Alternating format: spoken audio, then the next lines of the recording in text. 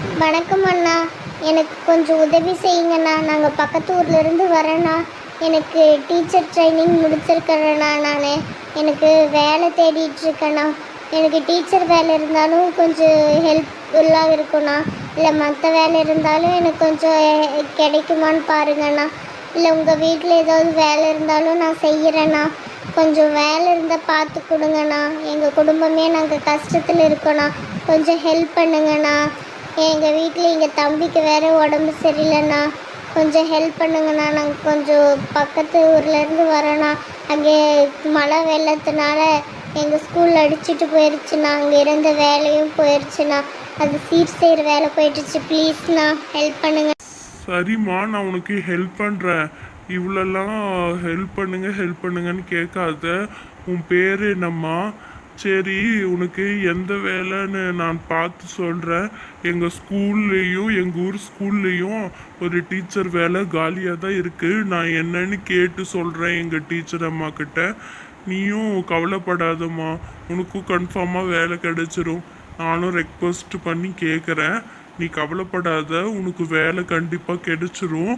உன்னோட சர்டிஃபிகேட் ஏதாவது இருந்தால் எங்கிட்ட கொடுமா, நான் அதை வச்சு கேட்டு பார்க்குறேன்.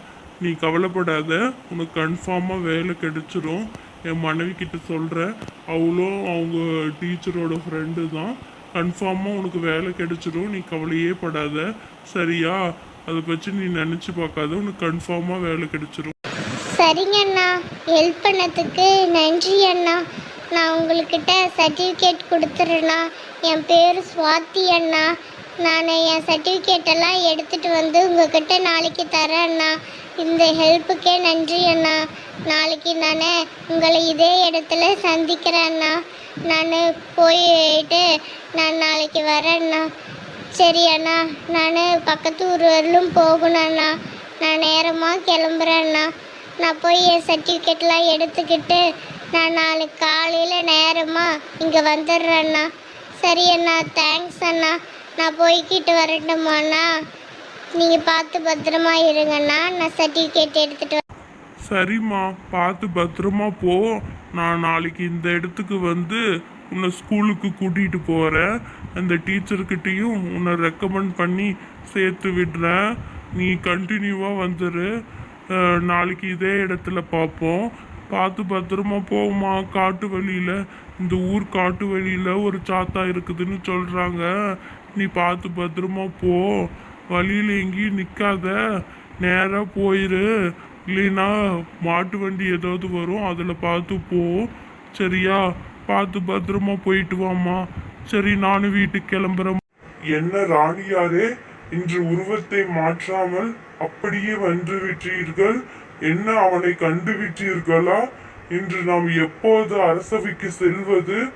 ஏன் இப்படியே வந்து விட்டீர்கள்? ஏன் நாம் எப்போது அரசவைக்கு செல்வது? சீக்கிரம். இப்போதுதான் அவனை கண்டுவிட்டு வருகிறேன். அவனிடம் சிறிது உரையாடிவிட்டு வருவதற்குள் நேராடிவிட்டது. அவனை பழிவாங்குவதற்கு இன்னும் சிறிது காலமே உள்ளது. அதனால் அவனை இன்றுதான் சந்தித்தேன். உடனே கொஞ்ச நேரத்தில், இன்னும் கொஞ்ச நாள் போகட்டும், அவனை பழிவாங்கி விடலாம். என் உருவத்தை இன்னும் சிறிது நேரத்தில் மாற்றிக்கொள்கிறேன், சரியா? ஒன்றும் ஆகட்டும், நாம் அரசவைக்கு செல்லலாமா? என் உருவத்தை மாற்றிக்கொள்கிறேன். சரி மகாராணியாரே, உங்கள் உருவத்தை மாற்றிக்கொள்ளுங்கள். நாம் அரசவைக்கு செல்லலாம். அவனை சீக்கிரம் பழிவாங்கி விடலாம். அவன் கொடூரமானவன். உங்களை உங்கள் கண் முன்னாடி உங்க தங்கச்சியை கதற கதற கொலை செய்தவன். சீக்கிரமாகவே அவனை கொன்று விடலாம். ஆமாம், நீ சொல்வதும் சரி. அவனை கொல்லாமல் என் கோபம் அடங்காது. அவனை கொல்லி தீருவேன். இதோ என் உருவத்தை மாற்றுகிறேன், சரியா? என்ன ராணியாரே, உங்கள் ஆயுதத்துடன் கிளம்பி விட்டீர்கள் அரசவைக்கு? இன்று சரியான கோபத்தோடு வருகிறீர்கள். சரி, வாங்கள், அரசவைக்கு விரைவாக செல்லுவோம். எல்லாரும் உங்களுக்காக தான் காத்து கொண்டிருக்கிறார்கள். வாங்கள், உங்கள் வாளே இன்று உங்களுக்கு பெரிய அழகுதான். சீக்கிரம் வாருங்கள், நாம் செல்வோம். வருகிறேன். இன்று அனைவருக்கும் எனது உரையாடல் மிகப்பெரிய ஊக்கத்தை தரப்போகிறது. எனது வாளே இன்று பேசப் போகிறது. நான் இன்று கோபத்தில் வருகிறேன். எல்லாத்தையும் ஊக்கப்படுத்த போகிறேன். இன்று அவனின் உயிர் என் கையில் தான் போகும்.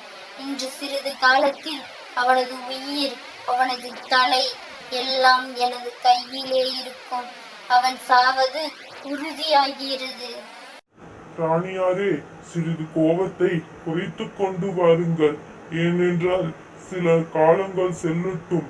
ஏனென்றால் உடனே கொலை செய்ய முடியாது. சிறிது காலங்கள் சென்ற பின் செய்யலாம். நீ சொல்வதும் சரிதான். அவனை பயமுறுத்தி, அவனை கொஞ்சம் கொஞ்சமாக சாவடித்து, அவனை நம்ப வைத்து ஏமாற்றி, நிறைய வேலைகள் செய்து, அவனை என் தங்கத்தை எப்படி ஏமாற்றினானோ அதன்படி அவனை ஏமாற்றி என் கையால் கொலை செய்ய வேண்டும். என்ன, அந்த சுவாதி ஒரு பேய்களின் ராணியா? அவர்கள் அரசவைக்கு சென்று என்ன உரையாட போகிறார்கள்? என்ன நடக்க போகிறது? அவள் தங்கை எப்படி இறந்தால்? அந்த கோபத்திற்கு அவன் எப்படி காரணமாகனா? இதையெல்லாம் தெரிந்து கொள்ள தொடர்ந்து நமது சேனலை